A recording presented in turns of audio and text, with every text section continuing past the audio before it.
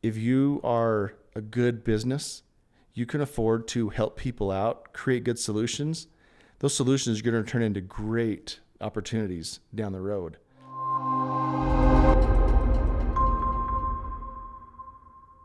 Hey everybody, welcome to another Pulse podcast from Wavetronics. I'm Todd Hansen, joined by Chase Clark. We've got a great guest today by the name of Cole Packard with Western ITS Services. Cole brings a wealth of knowledge from his extensive experience in the field.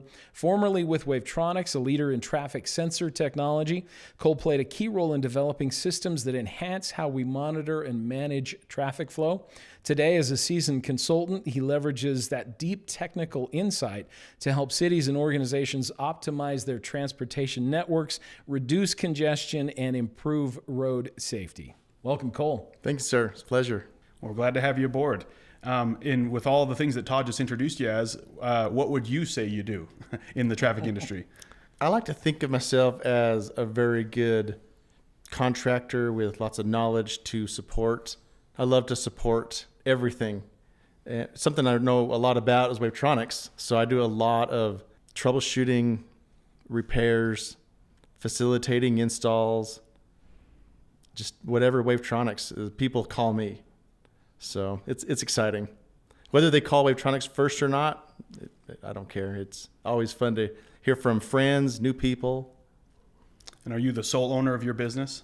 My wife and I. Your wife? Okay. Actually, my wife owns the company. Oh, Nice. The women-owned business. Women-owned business. Well done. And she knows quite a bit about it. So she is excited that she knows we worked very closely together for the first couple of years until we hired an office manager. Then my wife went back to being a mom and so what she's best at.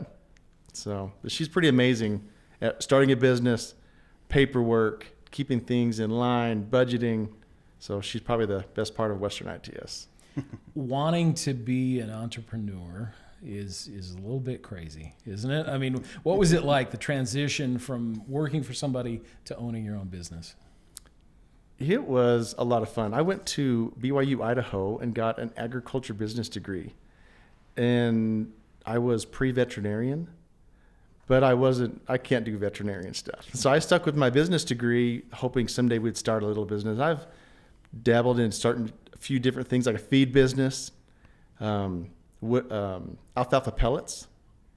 We'd load them in Phoenix and then distribute them up in northern Arizona. It didn't go very far, but I've always wanted to do something on my own. So just everything aligned perfectly. It was amazing how we started Western ITS. So, And been in business how long again? 7 years this May. Wow. Congratulations. Well, thank you. Well, I like to say that Wavetronics helped me out a lot with that, from building relationships. It's just what it started everything. So good relationships is the key to everything. So starting in agricultural business, how did you wind up in traffic? Oh, that's a good story. I think about it every once in a while. So I needed a good job in ag school, and my younger brother was an electrician, and he told me, you gotta go get an electrical job. So I took a basic electricity class at BYU, Idaho, and got a job with a phenomenal journeyman electrician. And he didn't want to hire anybody. And I told him, let me work the first day for free. And if you like me, you can hire me. If not, we're good. Anyway, so I worked my tail off and got a good job. And I just absorbed it, got really good at it, and wanted to be a lineman. So we moved back to Arizona from Rexburg, Idaho, and I got on with Chandler Gilbert Community College climbing program and learned about bucket trucks and how to run them and more about electricity. And while I was waiting to get on with the power company as an apprentice lineman, I got a job with Siemens, a Republic ITS Siemens. We did street lights in Phoenix. I think it was like 50,000 street lights. So we were always busy changing out light bulbs, switching over to LEDs. We had 30 traffic signals for a couple of little communities around. And the traffic signal guy quit. And my boss said, hey, you're really good at this stuff. You ought to try traffic signals. So I went to Anaheim, California for a week and met this master guru traffic signal guy, Samson Monte. He's amazing. He was really good at Wavetronics as well. And he trained me for a week, and then it's all history now. I just picked it up. I was the only signal tech in Arizona for the company. And then we moved to Houston, Texas. They needed a traffic signal tech out there. And then spent 2 years there. They needed a traffic signal technician in Johns Creek, Georgia. And I thought, I've never been to Georgia. I'll volunteer and go out there. And I called my wife and said, let's sell our house and move to Georgia. And we sold it. The Exxon Mobil was building a big campus in North Houston. As soon as the word got out that our house was listed, they nabbed it up. And we moved to Georgia. And we worked for the city of Johns Creek for a year or two. Then I worked for a contractor. And I met Jan Siegler. He said, you ought to come work with us. And it was awesome. So got on with Wavetronics for a couple of years. And I saw a need in GDOT, Georgia Department of Transportation. And I saw a niche. So we started a company, and it didn't do anything for a year. And then it got really busy, and I resigned from Wavetronics, and we've just been going crazy ever since. That's awesome. Kind of a long story. No, it's great. That's a Thanks for good the story. backstory. Yeah. With transitioning off to your own from Wavetronics, did you build some relationships while you were with Wavetronics that enabled you to get into the GDOT area? You know Jan. Yes. Jan is friends with everyone. Yeah. And Jan has an amazing reputation. And I absorbed Jan's reputation. So everybody thought of me as Jan's buddy. And it opened so many doors, got so many contacts.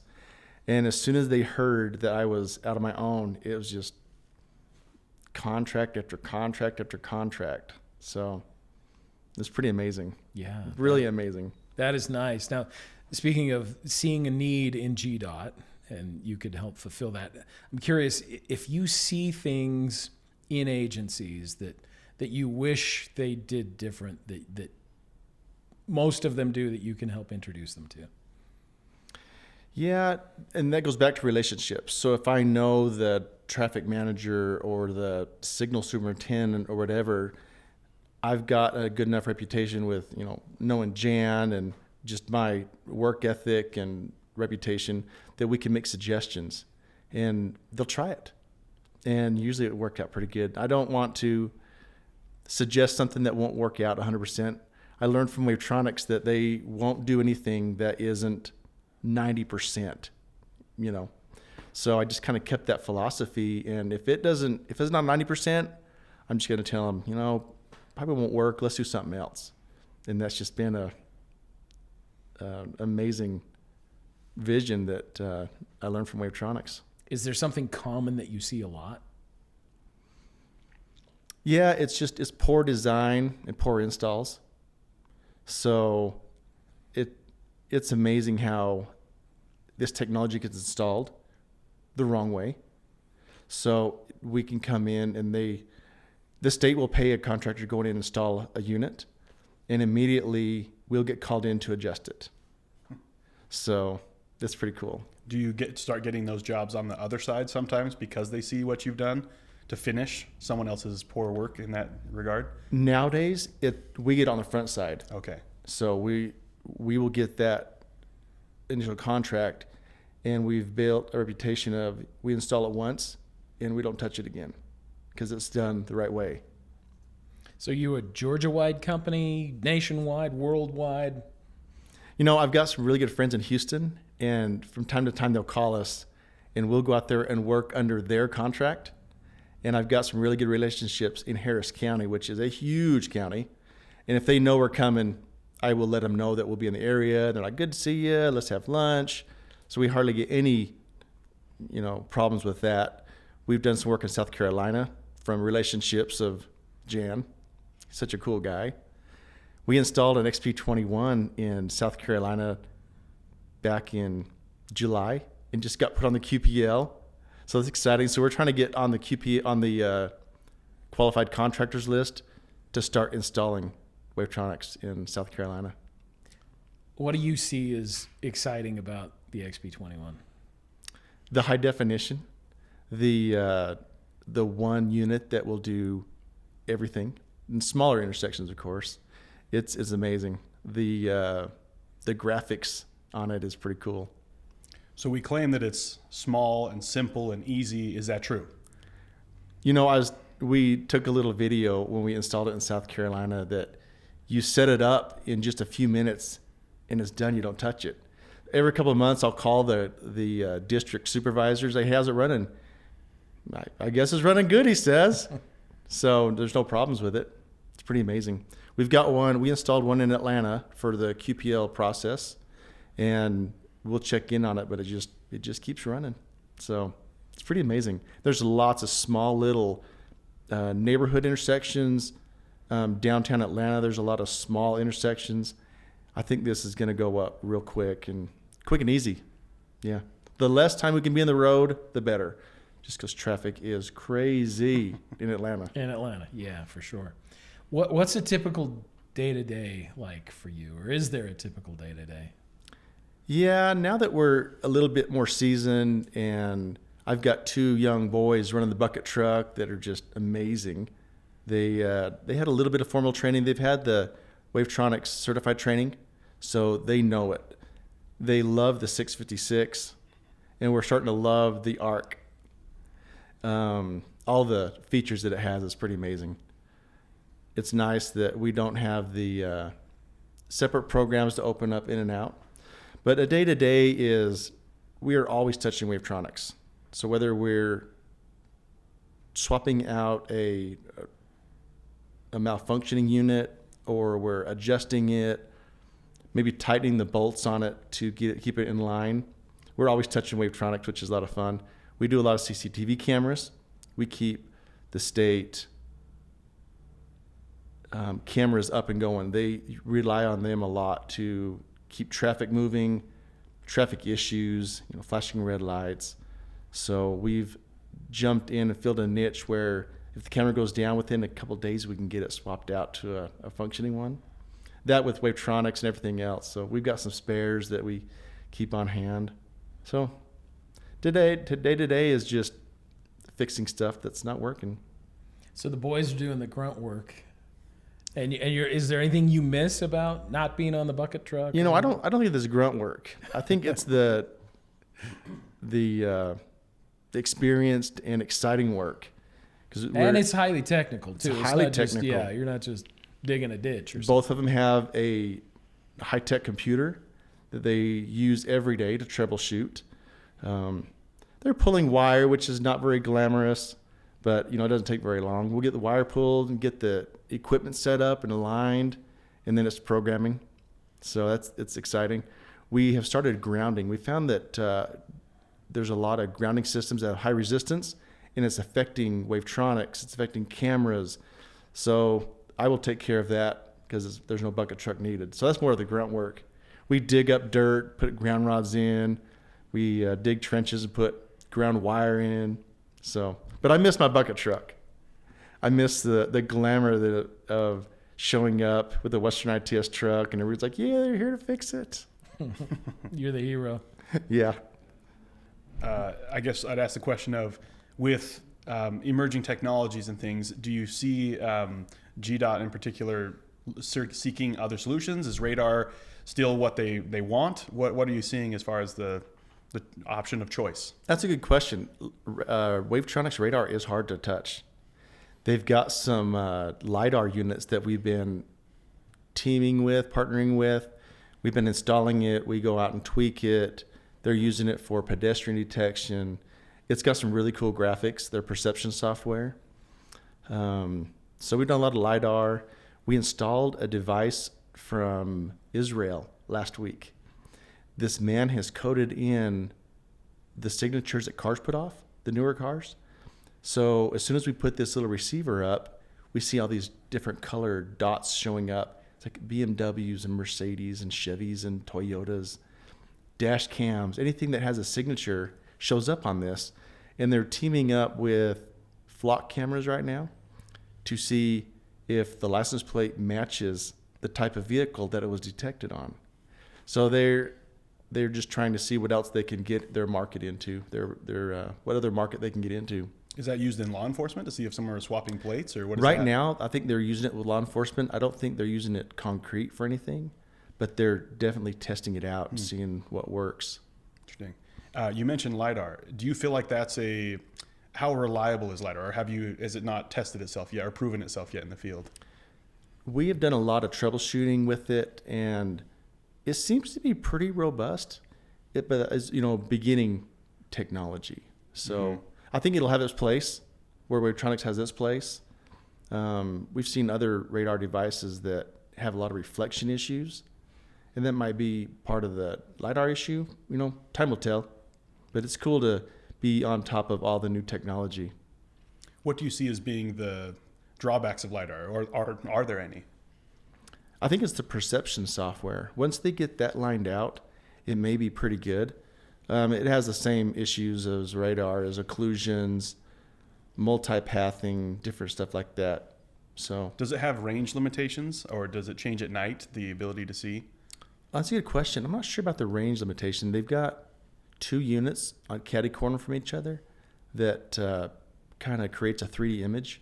It's pretty cool. You can see it on LinkedIn. They post some pictures on blue band type perception software. I'm not sure about the distance, but being how they have 2 different LiDARs in each corner, it might be pretty short distance. You've seen a lot of different technology over your years in the traffic industry. Are you seeing things that agencies are just fully going away from, and then other things that are being adopted, like, yeah, this is what we want? We've seen the pucks, the magnetometers. Magnetometers, yes. They have come and gone pretty fast. I think they're all being pulled out. They're being replaced with cameras and radar. Yeah, different manufacturers of radar. Was it the fact that it was not intrusive and in the road, or was it that just the batteries weren't reliable? What were you having problems with? There's a lot of issues. There's water intrusion, batteries, communication. They've got little receivers on the poles that lose communication, and it goes into recall. So you've got a lot of intersections running recall. Side street recall is not desirable. So I think it's a pretty cool technology if you didn't have a lot of water. Yeah, in the ground. I hear that Georgia might have some. Yeah, a little bit. Freezing temperatures causes problem. Yeah. What do you see for technological advancements in the future? I mean, there's so much talk about autonomous vehicles, and we're not quite ready for that yet, right? I don't know, this Israeli company, it's E08. It's autonomous driving. And I think their last name is Knight. Him and his father, they're computer programmers, and they've created this company. If they were to get with a radar manufacturer to supply data to the radar, different vehicle types, the signatures they put out, that might be a winning combination. So it's just, what car is it, what it's doing, is it turning left, turning right, going straight? So it's a new industry, of course. Yeah. As far as adoption of new technologies, what do you think the barriers to that is? Is it just bureaucracy sometimes, or is it unproven technology? That's a good question. Maybe just unproven technology. Everybody's trying something new to get out there. Everybody wants a good working radar. Everybody wants to be like Wavetronics. Maybe. It's an amazing sensor. Set it up, remote. I think the remote access is the big thing. Everything's on the network now. Being able to change zones, add zones, traffic counts. Data is king these days. So everything has a counting loop, a departure loop, just pedestrian data. With pedestrian data, what are you seeing that people actually want to know?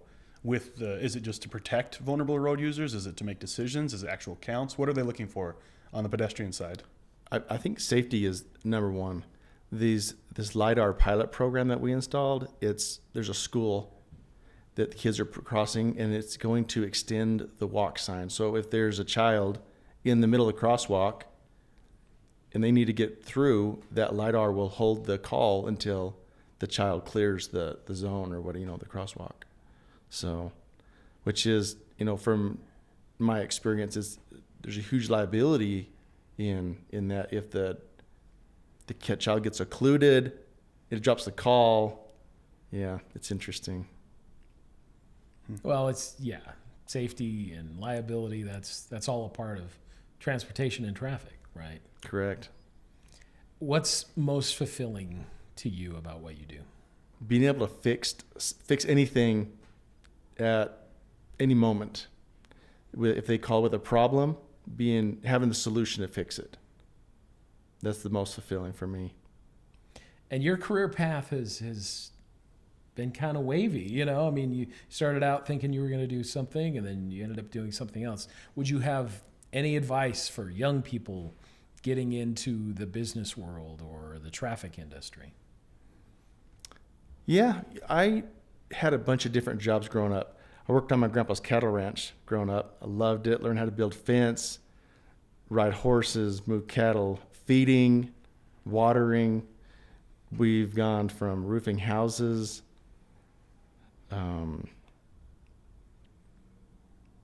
electrical work, did a little bit of plumbing work. I say try everything because you're going to find something that you really enjoy doing. And it took me a little longer. I drove trucks. I really enjoyed that, but didn't like being gone for so long. I really loved the technology of electricity and traffic signals and computer networking, high-tech devices, cameras, radars. Getting them all to work together is very fulfilling. So I guess, try lots of different things. You're going to find something that you like eventually, and just go for it. And doors will open, build relationships, network. You talk to 100 different people a day, they've got 100 different friends. You're bound to find something that you're going to enjoy, that you're good at. And if there's a great job that you want, maybe volunteer to work free for a day, right? Hey, I tell my kids that all the time. Yeah, try work free for a day. I've noticed a lot of people are money driven, and I have never been money driven. I've been support driven. I like to work different jobs. And that's what I like to do. So I guess it's going to be different for everybody, but yeah, find something you like and build relationships, and there's got to be a path somewhere in that you're going to find what you like doing. And aside from all that hard work and technical knowledge, know somebody like Jan Siegler. Know somebody like Jan Siegler. Yeah, he's an amazing guy. Yep, I've really enjoyed my relationship with him. I try to keep in contact with him every couple of months. So, do you ever see your company expanding outside of Georgia? I know you said you dabble a little bit in Houston and things because you have some connections, but do you see yourself ever trying to move outside of the state? I guess a little South Carolina, you said as well. I think Georgia and South Carolina would be perfect for me. My boys might get older and want to grow at different ways, but there's a huge need in South Carolina for technical services, and it's fun to do technical services. It's fun to help out, create good solutions. So, and if all it is just Wavetronics troubleshooting and installs, hey, that's exciting too. We've tried to ask some good questions today, but maybe we missed something. Is there anything that you would love to share with us that we haven't asked you about? No, I don't think so. It's been a fun conversation. I always go back to build relationships. You never know what they're gonna. I guess that's kind of single-sided. You never know what it's gonna do for yourself, but you never know what it's gonna do to help other people. And if you have enough relationships, you can build a business. It can be pretty lucrative. Yeah, I love that. I love all the things that you said. Try a bunch of things, right? And maybe work for free for a day and build some great relationships. And I'm a horrible businessman. I do too much stuff for free. So when you have a good support system in the office, they keep you in check. But I think if you are a good business, you can afford to help people out, create good solutions. Those solutions are going to turn into great opportunities down the road. So I don't think you need to make $1 million up front. I think you need to make 1 million relationships up front, and it's all going to pay off in the end. So we're going for long term here. Yeah. The good guy finishes last. That's what you're saying. Yeah, that's right. Or finishes first, maybe. Maybe first. Yes. Maybe that was right. Yeah. Awesome. Well, Cole Packard with Western ITS Services, thanks for joining us on the podcast. Of course, it's been exciting. All right. And thank you for joining us on the Pulse podcast from Wavetronics. We'll see you next time.